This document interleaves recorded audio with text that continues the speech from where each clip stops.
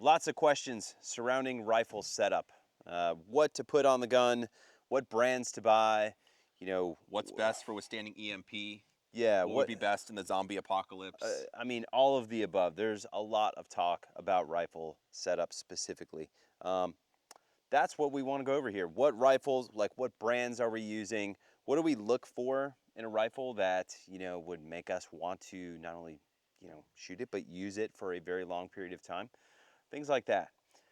So I would say that, the majority of the stuff that we're going to be using here is going to be either a American Defense Manufacturing, the ADM rifles. What do they call these? The UICs? UIC Mod 2. UIC Mod 2s. We've got some Hodge guns here, modern materials, and then we've got one of Joel's Franken guns here. So maybe start at the stock first. What do you prefer for your stocks? Well, let's talk about barrel length too. Barrel length, okay? We start at barrel length. Front to back, man. It's like, what barrel length should I buy?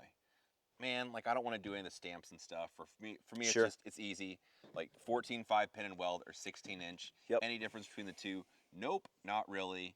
For Nope. gas system, there's like carbine, mid-length, and rifle length gas. Yep. The carbine gas system, the shorter system, is what you're going to be having out of necessity if you have a shorter barrel, like a 10.5, 10.3, 11.5, whatever, or maybe some of the 14.5s. But the mid-length gas is the area I like living in, which makes the gun shoot the softest, which is going to be in the 14.5 or 16-inch realm. I would agree. Dwell time definitely matters. Yes. A lot of the stuff that I'm going to gravitate towards is a 14.5 as well. Anytime that I'm adding, like if I know I'm going to put a laser on it and a suppressor, right, for maybe like nighttime hunting stuff, I start gravitating towards the shorter guns.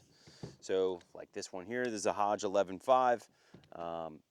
Like this is the length that I like, either 11.5, 11.75, 12.5, whatever, like anywhere in that realm I think is a very good area to be if you're going to add something like a laser, a suppressor, and all of that jazz. Just because if you've got a 14.5-inch gun and then you end up sticking, a can on it and it's all the way out to here, it just tends to get really, really long.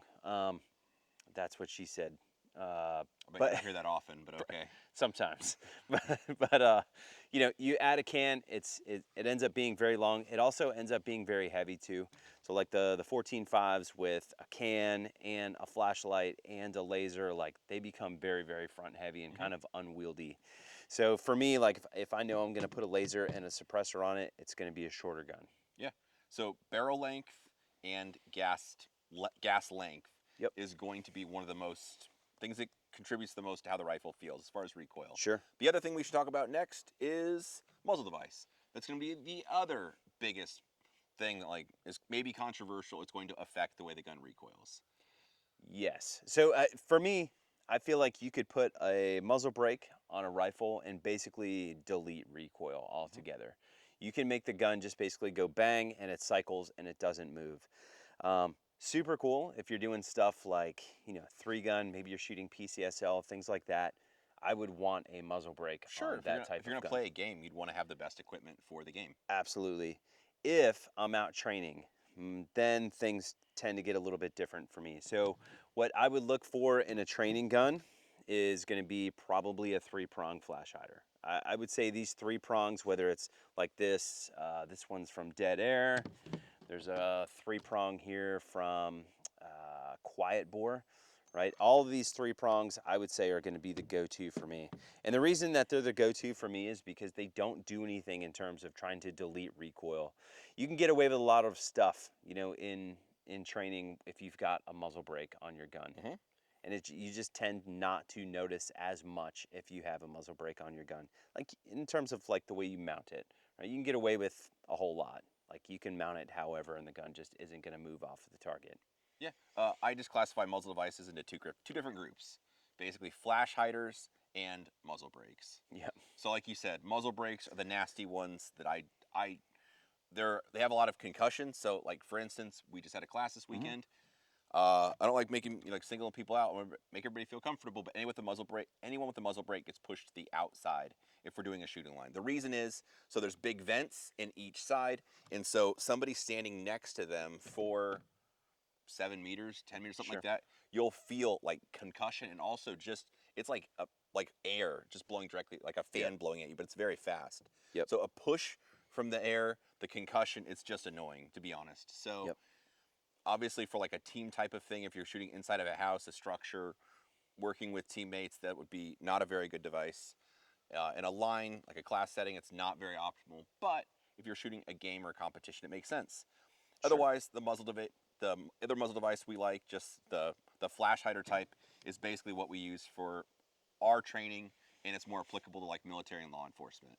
So this style is the most probably common, which is this is a Surefire closed tine, which is made the SOCOM series for one of their suppressors. But the thing you're looking for is it's solid on the bottom, and then it's kind of U-shaped along the top with vents. Hmm. So that's kind of the traditional A2 birdcage style that you get for $5.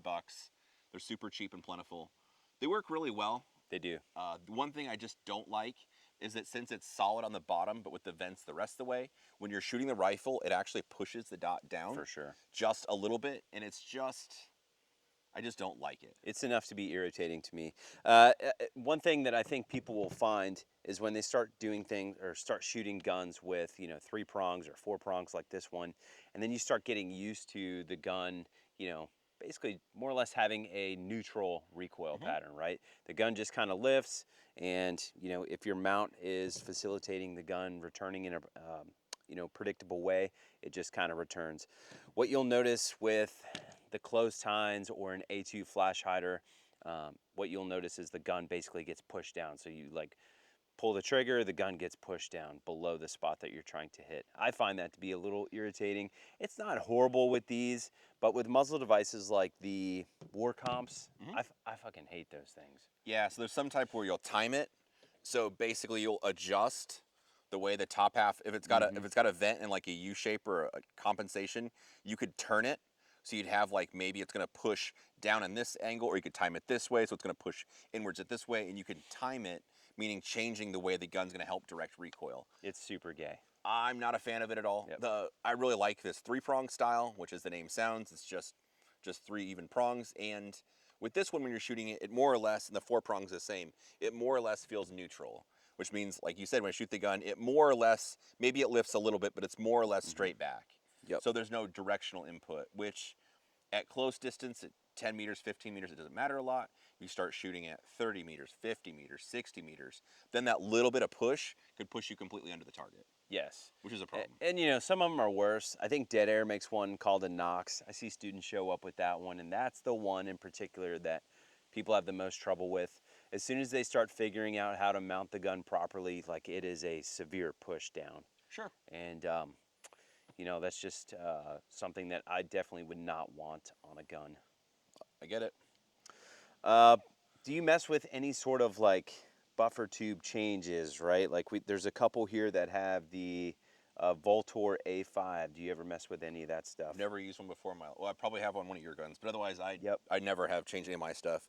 The buffer, like you said, does also change. I normally put an H2 Mm-hmm. in mine, which is just so behind your bolt carrier group. If you open the rifle, there's going to be this little chunk. I don't know, from here to here. It's what the buffer is, which is just a weight, more or less, that the bolt carrier group's pushing against. But anyway, you can just push down the little detent, pop that little buffer out, and change the weight of it. So I like using the H2, which is just I think a middle ground. Yep. For most of them, and it makes the rifle shoot a little bit softer, but you should still be able to. The test is put a magazine in with 1 round, fire it, and it should lock open. Sure. And Sure. if it doesn't, then you have to adjust it. But I don't adjust. I don't use any special like tools, gizmos. I don't even like adjustable gas systems just because it's one more thing to go wrong. I agree. As we saw this weekend, so it's just like I Yep. just want the gun to be set up to work. And for most of my training revolves around like military, law enforcement, people that use a gun as part of their profession. So I don't want to have any of the like anything gimmicky or making the rifle shoot super soft. I want to turn up with just the same equipment that what they use. I agree. I agree. I do, however, have some that I tinker with. So this one has the Voltor A5 buffer on it, and what you'll notice, well, if I took the stock off, you would notice that the buffer tube is a little bit longer. This gives you the opportunity to run a rifle length spring and a rifle length buffer. So the buffer is going to be a little bit longer. When you shoot these, it's not a huge difference, but what I will say is it feels a hair smoother. So it's kind of like that long stroke guide rod and spring in my steel frame PDP. It feels kind of similar. You're a Like it sucker for just, that propaganda. it makes it a little smoother, right? Is it needed? Absolutely not. I bet those telemarketers love you when they get you to answer. I love when they call. I bet. I give them an earful. Uh-huh. But yeah, I tend to like the Voltor. It smooths it out. Do I put it on everything? Absolutely not. Like this is just a regular buffer tube. This one's just a regular buffer tube. But I do like to tinker with it a little bit, just because I see people showing up with these every now and then, and I like to be able to talk about them. Oh, that makes sense. Yeah. What should we talk about next? I think rails. So, Oh, baby. rails to me, this is one thing where this probably hurt some feelings and make people think like, oh God, my stuff sucks.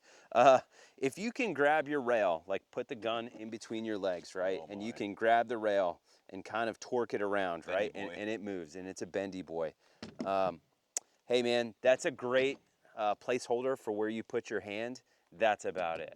It's not a rail that you can put iron sights on, even though that's super gay. I think some people still do that though. It's not a rail that you're going to want to put irons on. It is not a rail, definitely not a rail that you Infrared device. want to put a laser on. Like Yeah. that would be a horrible idea. Think about your rails like a scope mount, right? You would want that rail to be very, very rigid. So the rails that I typically gravitate towards are the Hodge rails. These things are built like tanks. This one is the pinch lock from Hodge. This thing, it is not going to move. It is a great platform to mount a laser on or iron sights if you still do that sort of thing. This one is the Hodge S-Lock rail. Same exact thing, like one of the most rigid rails I would say on the market. The new modern material rail, very, very rigid. I do, however, have one of the older ones, which this one is, and this one is not so rigid. That was actually some of the first feedback I gave them was this rail is not rigid. And they changed it. So that's one thing that I like about That's modern good. material. They Yeah. listen. So told them that, they changed it up, and that rail, you know, as you can see, is now good enough to throw a laser on, and it holds 0. Very cool. Yeah, I mean, I don't get too emotional over it. Anything from BCM is good. ADM stuff's good. I like Yep. Geisley stuff.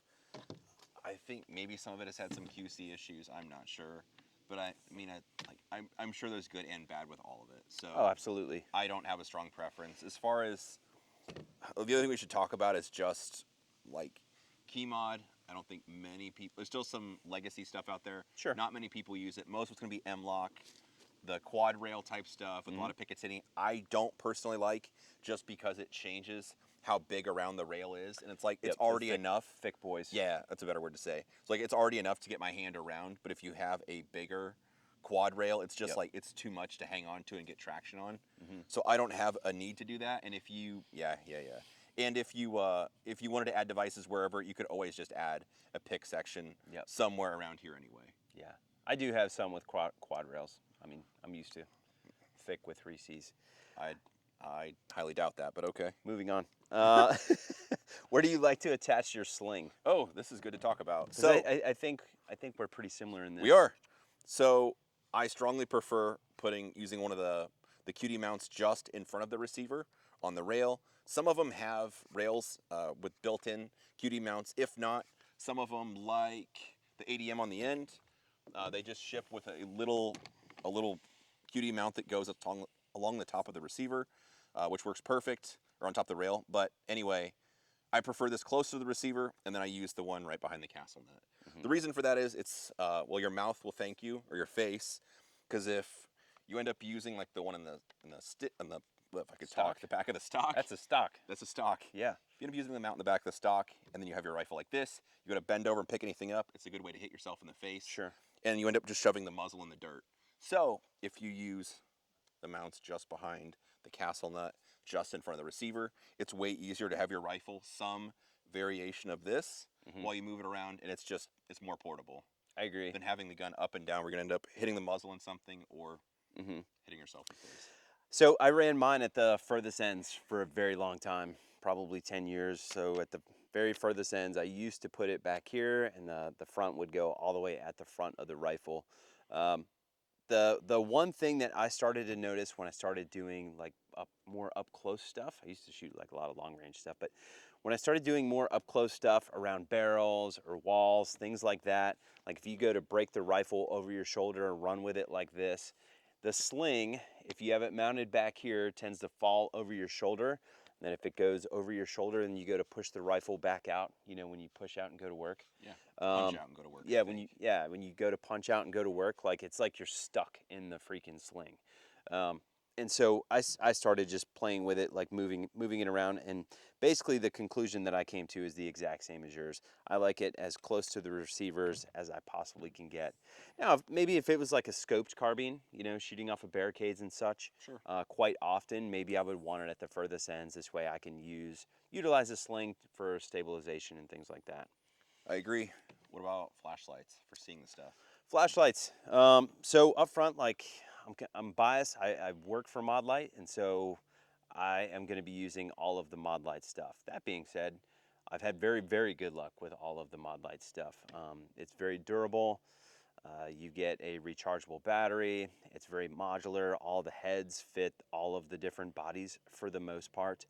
Um, the tail caps, you could use Surefire tail caps, Mod Light tail caps. You could use the new Unity gas cap, which is right here. Um, so it's very modular in design. It's also going to be dual fuel for the most part. Well, some of the older heads were not dual fuel, but if you bought, you know, a Mod Light head or a whole entire Mod Light package in the last maybe year and a half to 2 years, it's probably going to be dual fuel. It'll say it on the head, which means you could run the rechargeable batteries or two CR123 batteries, which I kind of like the option to do. I agree. You know, maybe if I don't have a charged up 18650 or 18350, I could just take, you know, some CR123s, chuck it in there, and off we go. Yeah. Um, I also like the Mod Light heads just because of the amount of throw. We were actually playing with that the other night. Yes. The amount of throw is very nice to me. I'll define throw as a concentrated beam, how far it goes. Yep, yep, So in daylight, you hit it on the ground, it still looks like a spotlight. yep, And then at farther distances, you have a very concentrated beam that you can see a long ways with. yep. If you want to get super nerdy, that concentrated beam is essentially your candela. Your lumens is the amount of spill. Yeah, your lumens is the amount of spill that you see coming off of the light. So a couple options with Mod Light, you know, in terms of heads that you can buy. You know, the PLH V2, it's going to have more spill and not as much throw. Your OKW is going to have way more throw, but not as much spill. So depending on, you know, your use, your preferences, etc., that's how you would choose that. All right, Shill. So I have not used the Mod Light stuff, but I hear it's pretty okay. I use the Surefire stuff a lot. The Surefire guys are very good to me. I play video games with one of them, and I like their stuff. And a lot of the clients I have, that's the stuff they use. I like the Surefire Pro attachments.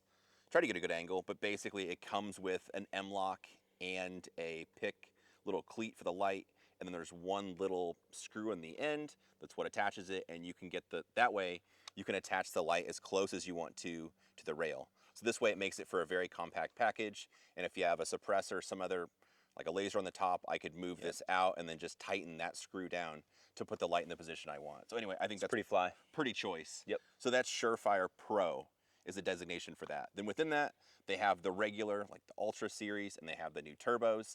The turbos do what Nick was just talking about with the throw. More So candela.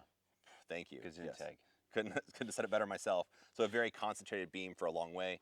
Otherwise, the Ultras have a bit more, what I'll call, was it spill? Spill. More So lumens. it's a wider beam, so it looks just like a big floodlight, but it doesn't go quite as far. So it depends on what you're using, I suppose, for application. But either way, I like the Surefire lights a lot, and then I just use their switches also. So this one's easy just because it attaches to the top of the rail, and the way I decide where I'm going to put the rail or the switch is based on the way I mount the gun. So I use the back of this switch as my reference point for my thumb, and if I want to activate the light, then I just push my thumb a little bit forward and I've got light. This one also has a constant on, so if I want to click it, I can just leave it on or just press the switch for momentary. But I mean, people are professionals. This is kind of, I think, a personality thing for what you're going to do with it. If having the light accidentally Like if you have an AD with a light, if that's Sure. a big issue for you or not, maybe you want a smaller switch, maybe you want it out of the way, maybe you want more than one if you're running illumination or IR. It's just, I like what it's a you said, personality preference. like where you set yours up, like you intentionally have to press it. Like Yes. for this one, like my hand falls right here naturally. If I want to press the light, like I intentionally have to bring my thumb up to Sure. press the light. Like my thumb is not going to land on that pressure pad Yeah, as opposed to naturally. shooting, like I always rest my thumb on top of the switch or something when you're shooting. It's just not. If it would be an issue for you shooting to accidentally turn on the light when you're not supposed to, Sure. that's not something I would advise against. I mean, if that is a thing for you and you're worried about it, you could do something like this, right? Where you just have a clicky switch on the back of the light. This way you can just reach down, click the clicky switch, and that would be how you would activate the light if you're worried about light NDs. I would say we're not worried about that. I don't do anything cool. I run Me around my neither. basement a bit with it, but that's about it. That's as cool Yeah. as it gets. Sometimes I do that. I know people that do cool stuff. Yeah. We should talk about triggers. Triggers, yeah. So there's kind of two different types of triggers. There are two-stage and single-stage. I think it's the easiest way to break them down. Yep. Two-stage means right now with the gun cocked, I can pull the trigger and I have some amount of mush. Then once I pull past the mush or that travel, it stops at a wall. Then the gun fires. What is it? This dude, this single stage, or do you have anything single stage here? That's a two, This but two. I mean This is pretty freaking close hate to it. single stage. Yeah, so I mean this one has, That's an AR gold. there's not much. It's a drop-in trigger. I'm calling this more or less a one stage. But Okay. it's otherwise like, we're more or less, I touch the trigger and it's already there. And I barely press it a little bit more and it's gonna go off. Mhm. So it's like, that's not the style I like as much. I prefer that two-stage style, just in case, for the aspect of, it's gonna take, let's say it takes 4 pounds to press the trigger. Sure. I'm gonna have to apply 2 pounds to get past the mush and another 2.5 or whatever to fire it. So it's 4 pounds total. Yep. As opposed to just touching it and it goes off. Which, like if I'm, running around and shooting targets and stuff like that, it's just kind of one more safety net, I feel like. For sure. I tend to gravitate towards the Geisley SD3G. This is one that, I mean, I've been running the SD3G for a really, really long time. And that might play to why I love these things so much, just because of what I'm used to. I think they call this a hybrid. Where it's not a two-stage and it's not a single stage, but there's also not a very defined wall in these triggers. It's a rolling break, which I absolutely very love light. these things. Yeah, it's probably right around It's like 2. probably 2 pounds. Yeah. Yeah, they're very fast, very short reset on these things. I've even, shooting long range stuff, with a scope on the carbine or whatever, I can still prep the trigger with these triggers and still make effective hits pretty easily. So I love the SD3Gs. It's just preference. I like Yep. the SSA and SSAE are the triggers I use. Yep. But either one's fine. It's just a preference What's thing. what's the one that comes in the UIC? That one is G2S. This one, it's an super. SSA trigger, but it's kind of the value price one Geisley makes. It's good. Like that rifle is good to go out of the box. Dude, I don't even know if I would spend more money Oh, you should. on the more expensive trigger. Like The this gun's one RTF. is baller. Yeah. I don't know what's the price point of that trigger. Do you know? I think they're like 150 or something new. Yeah. Why spend 300 when you could just buy that? Like that feels great. I might be off a little bit, but it's their price point option. But it's just like it feels the same as an SSAE. It's awesome. And yeah, it's a great value. This is an SSAE right here. Oh yeah, it feels very similar to that. Yeah. And less expensive. Bad levers. Do you use bad levers? I don't because I'm wrong-handed, lefty. I thought they killed you guys at birth. I know. Otherwise, I do just kind of like the alternative to that. So I really like the Troy magazine release, which really makes it so left-handed people can operate their mag release just as fast as a right-handed person. And then I like the Geisley Maritime bolt catch because it's very easy to release the bolt, lock it open, whatever. Makes sense. And it's nothing hanging in the way of the trigger. So I like it. Otherwise, if you're right-handed, I do think the bad levers make sense. I know a lot of people that professionally use a rifle and they have those on their guns. I'm a fan. So I use the Parker Mount Machine ones. These have a little bit thicker paddle. They also are not going to stick out as much as the Magpul bad levers do, which I find to be kind of nice. Some of the Magpul ones, for whatever reason, maybe it's just the ones that I've had, they stick out really, really far and they tend to get bumped on stuff. And so I don't like that. But the Parker Mount Machine ones don't do that as much. I find it really nice just to be able to lock the bolt back, you know, without taking my hand off of the fire control. Mhm. I also find it to be super easy to do reloads with a bad lever, especially with if you've got a mag well on it too. Like this thing is a pretty fly setup to Yeah. stick a reload in. And Very, very fast. even more fly than that, the ADM is, in my opinion, that's the ticket. Yep. If funds allow, because you don't have anything extra to hang in the way, or you have to even adjust. It's good to go off the rip.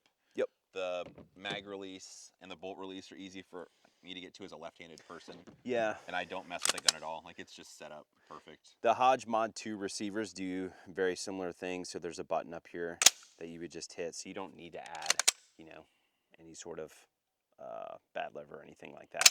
Very similar. You just can't lock it open with that one like you can the UIC. I got you. What else? Stocks? Stocks. Man, I'm not real picky on stocks. The one that I dig tell. lately, yeah, I kind of have like pretty much everything sitting here. The one that I dig lately is the Magpul. What do they call this thing? That's the new one.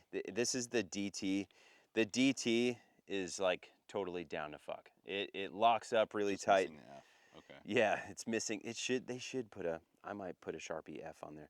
But it locks up very nicely without any sort of like extra device to lock it on there. I mean, that's what I like. I also like how this is angled at the I back. noticed that. The ones that are straight, kind of like the B5s. Is there a B5? Yep, here's one. The ones that are straight, these tend to not sit where I like them to sit very nicely. So with a little bit of an angle to it, it makes it a little bit easier. I agree. Like, I was thinking of everything you have on the table, I probably should just take this one when you're not looking, this new Magpul. That way I can try one out. DTF. Yeah. Otherwise, the CTR has been around forever, and that's my favorite. The reason, just like what you stated, it's kind of crescent shaped, and like, real talk, just mounting the rifle, it's like it just melts into my shoulder. Right. Whether I'm wearing a coat, fleece, just a t-shirt, I just like the way it feels like it stays put. Yep. And I don't like the flat plates like this, even if some of them have rubber or a little bit like grippy stuff on it. It just it feels like it's too easy to move around, and I don't like it. Sure. So if I have the option, I'd prefer one of the crescent style Magpul stocks. And then as far as length, Yep. everyone loves collapsing those stocks. What does Drew Estel say? Stop it. No. He said no. I love that Drew said that, or he posted that. That was a great video. It was good. So for 99% of the stocks, I run them all the way out. There's a couple Rock of them. out with your stock out. Yeah. There's a couple of them, like SL something, maybe a Magpul one. Like that, dude, I'll run in just one click. Yeah, these are a little bit longer. Yeah, so you could always set That's them. what You she could just. said. Yep. So you can set them side by side even. Be like castle nut next to each other, and you can tell there's a difference in the stocks. Mine's definitely longer. That's the only time that'll ever happen. So I would just run this in one spot Yep. to make it feel more like this. But a regular buffer tube with this Magpul CTR all the way out is the length I prefer. Yep. And then I end up just moving any other stock around to basically feel like this, just because it feels so comfortable. I'm the same way. I like to run stocks. Here's a normal buffer tube. I like to run stocks all the way out. Key thing for me, like if I can put the stock in my elbow, grab the grip, basically just like that. Like that's the length that I want my stocks. And the one of the reasons why is like it just adds more leverage. If you like completely collapse your stock and your firing hand is way back here, what I tend to see happens with people is the gun tends to bounce around. Like it's just not enough gun to hang on to, right? Agreed. It's like shooting like a MP5K. Yeah, where they Right? do like It's the like little really, the really mag-well hard. grip. Yeah. Yep. So I would recommend pulling that thing all the way out, giving yourself like way more leverage, way more gun to pull into your shoulder. It just makes things way easier. Here's a hot take. I could run the stock all the way in and grab more towards the barrel. I'll get a lot worse results with this compared to having the stock out and holding the forearm more towards the receiver. Whoa. It sounds Wait crazy. a minute. I thought you were supposed to hold all the up. way at the end. The Magpul DVDs you were holding all the way at the end and your arm was straight. Let's be real. No one cares what And you had a collapsed stock. no one cares what either one of those guys has to say anymore. This is I mean, up to today. Probably true. Let's be real. But no, I find way better results doing that. So if I have to hold the forearm more back, but it just feels like I have a lot more control over the rifle. Yep. I agree. Yeah. I agree. I think that covers all the bases other than just what have we broken. What do I you keep for spare parts? I keep extra bolt stuff. If anything is going to break on an AR-15, it is going to be something with the BCG, whether it is the cotter pin that holds Hmm. the firing pin into place, Yes. whether it is the bolt. I have broken a bolt before. Um, so I would just recommend, man, kind of like the pistol stuff that we were talking about earlier. If you're going to go to a class, if you can afford it, I would 1000% take at least 2 rifles. If not, I would at least take, an extra BCG with you. Yeah. Or even beyond that, I never see the actual bolt carrier break. All I No, see is just issues with the bolt. the bolt. You could, I don't know the Right where the right cam price. pin goes. It's, Yeah, it's just thin, man. I usually, It's if it's going to break, that's the spot. in my case right there, I've got just CMMG, just one of the bolts that I always just keep in the packaging. I just kind of roll it up, and Yep. it just permanently lives inside the Pelican Mm-hmm. because it's like maybe 50 or 60 bucks, Yep. and that's enough parts to get you running for likely any breakage you have. Yeah. Yep. Otherwise, the only other thing you might want to have is a cleaning rod, which I also keep in my Pelican, just because sometimes, like one of the three-piece rods, because if you shoot, well, it's not as much available anymore, but steel case ammunition, sometimes those get stuck in the chamber, Yes. or if you get a bad round, something that you can't mortar out, especially like a dead case, then if you have a three-piece cleaning rod, you can just run it down the muzzle and tap the empty casing out, Yeah. which once in a while that comes in handy. Cleaning guns. How often do you clean yours? Because, well, I'll say this: like We all know. I typically don't clean mine. I mean, unless I see like a problem. Sure. I do, however, think it is kind of important. Like this particular rifle, I took this one apart one time and had the cotter pin and the BCG was like completely bent and Sure. about to break. If I didn't take it out to clean it, I would have been in a class or something, and it would have basically just Sure. shit the bed, and I would have needed to grab something else to finish it out. So for me, when things start to get sluggish, I'll dump some lube in it, and it'll get sluggish again, and I'll dump more lube in it, and then maybe it gets sluggish, and I look in here and I'm like, that's embarrassing. Then I'll clean it. I'll squirt like maybe some of that like brake clean stuff in there, give it just a quick wipe, and then add more lube. I mean, I'm not doing like the full out like white glove No, type of for thing. most cleaning, what I'll do is just take the upper away from the lower. The lower is pretty much always good to go, unless you Hmm. have like big chunks. You just wipe it off the paper towel. For the upper, every I don't know, a couple thousand rounds, just take the bolt carrier out of the rifle. Yep. Hold the upper over a trash can with the receiver side facing downwards. You could just spray into the ejection port, kind of let it run out in a trash Agreed. can. Yep. Wipe out the sides of the route, like a rag or if you have like a paper towel, whatever. Call that good. Take the actual bolt carrier, just I even leave the whole thing together. Hold it over a trash can. You Yep. can do some kind of a gun scrubber or something to degrease it. Reapply some lube just on all the corners where it's going to contact, and more or less like that gets you back where you need to go. What gun scrubber? It doesn't matter. Now just It doesn't matter. Go on Amazon, pick whatever one is on there. Nick picks It'll be whichever fine. one's the cheapest. Yeah, I picked one the other day. It was like $6 and it works great. Yeah, Um, it was. You were not cost sensitive about it, but you did want the $6 one, so yeah, more money for ammo. this is true. So no, that's about it. Just to keep them in run. It is important to keep the bolts lubed though. Yep, The bolt carrier group, all of it, just to have oil on it, because especially like on the four corners, more or less, where you I can agree. see metal contacting metal where it's turning silver. Yep, That does need to be lubricated. yep, Otherwise, it'll just drag. They'll get full of carbon. It'll get sluggish enough that you'll have stoppages. yep. I think one question that people will ask all the time. This is, man, I see this come up a lot. What optic height do I need? Hey man, we see GBRS with the freaking, what is that thing, like 3 inches or It's like something? 5-inch tall optic. It's very very high. We see guys running full co-witness, really really low. Like, what do I need? So I'll tell you this: I've seen more people have problems with the higher optics in classes than any of the lower optics in classes, and the reason is they'll pick a high optic and they'll take the same dude's advice. They'll put it like a 36-yard zero on a GBRS Hydra mount, and because of that, you have a greater angle to which your barrel is pointed. And now you like at 50 yards with a 36-yard zero on a Hydra mount, you're essentially almost over top of the entire target. Now, people will go, well, that doesn't really matter. Well, maybe it doesn't matter until it does, right? If it's a 300-yard target that maybe only the head is exposed or something like that, like, yes, it does matter. So I see, again, I see way more people have issues with those. I also see people have issues with them in terms of how they mount the gun. So instead of getting like a proper, cheek weld on the stock, like their head just kind of floats. And then as they're firing the gun, like nothing here is touching. Like their chin isn't touching, their cheek isn't touching. This is a point of contact on the gun. True. So I've gotten to where I'm like, I'm not a fan of the high mounts. No. 193 is the highest I'll go. I agree. And actually, I have a 193. I got a mount from ADM on this one, which we'll do an optics video also.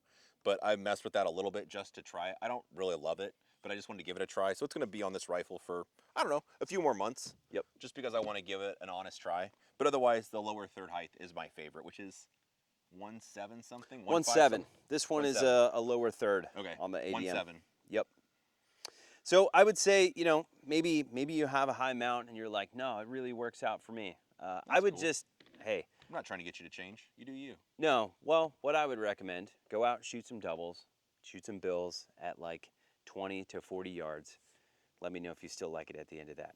If True. you still like it, then sure, keep it on there. But I think it's AIDS. Whoa. So All right, then. On that note. That's rifle setup. If you guys have any questions on rifle setup, go ahead and drop them in the comment box below. As always, happy to answer them for you. Boom. We did it. We did it.